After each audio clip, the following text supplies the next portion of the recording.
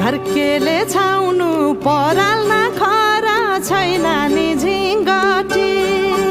हौ भाग्यमै भए कमान्छु भन्छ चाटिन सम्पत्ति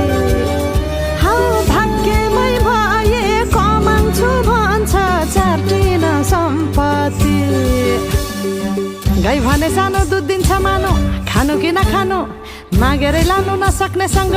जानु कि नजानु धन सुक्यो रातले फकान्छ काफले जानु कि नजानु